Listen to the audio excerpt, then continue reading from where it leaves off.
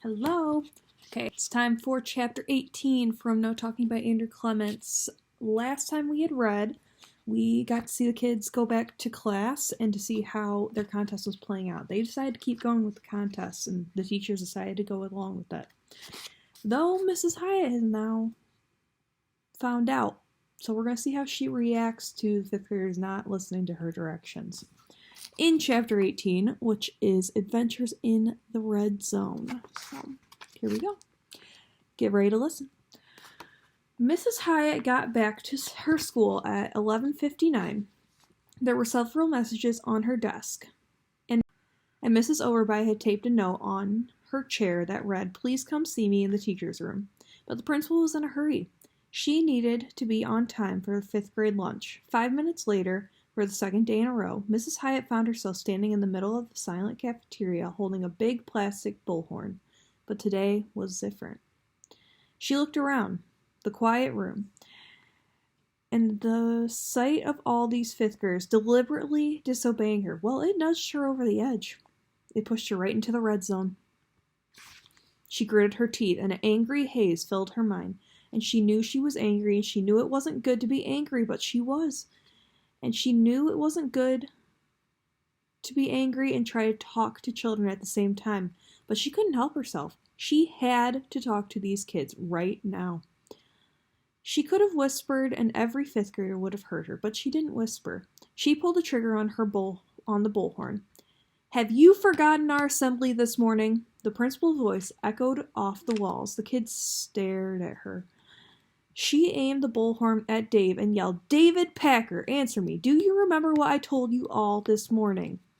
When Dave nodded his head, she yelled, "Answer me with your voice out loud."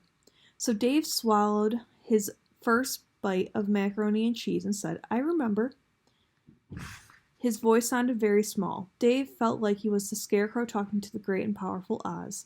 Mrs. Hiatt took 5 steps closer to Dave and shouted, "Then why aren't you talking with your friends?" Dave had never seen Mrs. Hiatt this mad before, and no one had ever yelled at him with a bullhorn. It seemed unfair to be yelled at with that giant voice, so he decided he wasn't going to be afraid or angry, no matter what.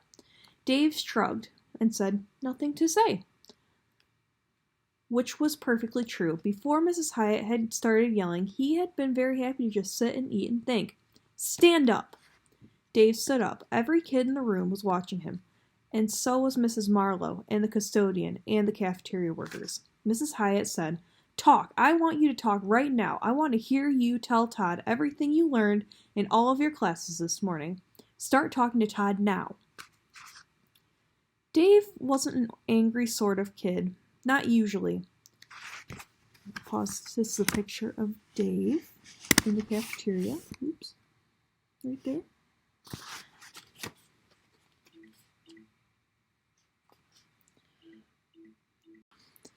In fact, there was only one thing that nudged him over the edge: being bullied. The only time he'd ever gotten into a fight at school was back in second grade when a fifth grader had started picking on him. That's when Dave had learned that you can't just go along with a bully, because then you get bullied more and more. And that's how Dave felt right now. He was getting mad. It felt like Mrs. Hiatt was being a bully with a bullhorn. And the principal yelled, "Talk!" And that did it. It was Dave's turn to take a trip to the red zone. He glared at Mrs. Hiatt and shouted, "I do not have to talk now if I don't want to. This is our lunch. None of us have to talk." And a sentence flashed into Dave's mind, something that he had heard dozens of times on TV shows. This sentence was usually being said to criminals wearing handcuffs, but it didn't seem to matter at the moment. Dave looked around the cafeteria at his classmates, and he shouted, "You have the right to remain silent." And with that, Dave pressed his lips together, folded his arms across his chest, and sat down. Lindsay was the first to pick up on Dave's body language. She looked at Mrs. Hiatt and slowly folded her arms. All the girls at her lunch table did the same. And the gesture spread through the room like ripples on a pond. Every kid stared at the principal, arms folded and stone silent. Mrs. Hiatt looked around slowly, drew herself up to her full height, and then walked briskly out of the room. She walked down the hall to the school office. She nodded at Mrs. Chaplin, the school secretary, and said, "Hold my calls," then went into her own office and closed the door. Back in the cafeteria, it was dead calm. Every kid sat motionless, arms still folded, not sure what to do next. Todd started it.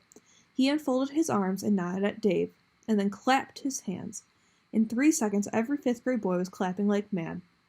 Dave looked around at his friends and smiled and nodded. And a second later, guess who joined in? That's right, all the girls. And 5 seconds later, the hooting and whooping began. It was loud in that cafeteria, incredibly loud. The clapping and cheering was so loud that the sound went right through the cafeteria doors and walls and thundered down the hall, all the way to the school office, and right through the closed door of Mrs. Abigail Hiatt, principal. The phone on Mrs. Chaplin's desk buzzed, an intercom call. "Yes," she answered. The secretary listened, nodded, and said, "Right away." She got up and walked out of the office and down the hall and into the cafeteria, where it got quiet again. Mrs. Marlowe was standing near the doorway, and Mrs. Chaplin whispered something to her. Mrs. Marlowe nodded and quickly walked halfway across the room. She bent down to Dave Packer's ear and said, "To the office." Dave swallowed his third bite of macaroni and cheese and looked up into the science teacher's face. "I have to?" She nodded. "Principal's orders." Dave looked around the table at his friends. No one needed to speak a word. Their faces said it all. And the message? 3 simple words, and Dave believed them. "You are dead." That's where we are going to stop for now. So next time we are going to read the last 2 chapters of No Talking by Andrew Clements. We're going to finish it up. I'm going to leave you some questions to think about, and I will see you very soon for our last 2 chapters. Bye.